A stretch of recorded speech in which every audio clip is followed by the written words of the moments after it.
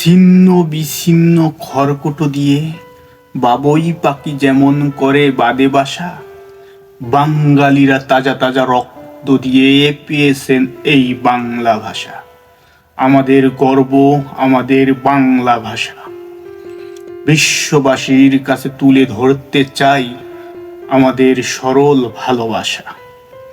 1952 সালে 8ই ফাল্গুন জ্বলে উঠেছিল বাংলার আলো। কোটি কোটি বাঙালি বাংলা ভাষাকে বেসেছিলেন ভালো। বাংলা ভাষায় আছে কত ছন্দ, কত কবিতা, শ্রবণ করেছি কত গান। বাংলা ভাষায় আছে শহীদদের রক্তের ঘ্রাণ। বাংলা ভাষা শুনে আমাদের জুড়াইয়া যায় প্রাণ।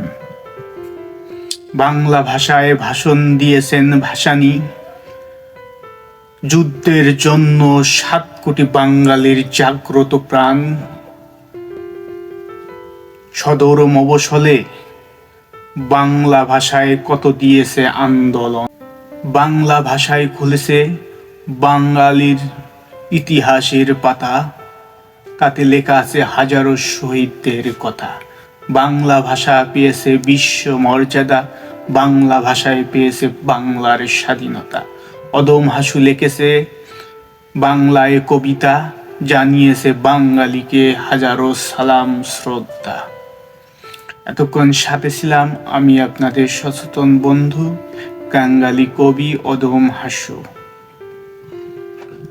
এই বাঙালি জাতিকে সচেতনের লক্ষ্যে কবিতা, গল্প ও আলোচনা আবৃত্তির মাধ্যমে বর্তমান সমাজের বাস্তবতাকে তুলে ধরব এবং নতুন প্রজন্মকে বাংলা সাহিত্যিক চর্চার মাধ্যমে সত্যের পথ অনুসরণ করার চেষ্টা করব।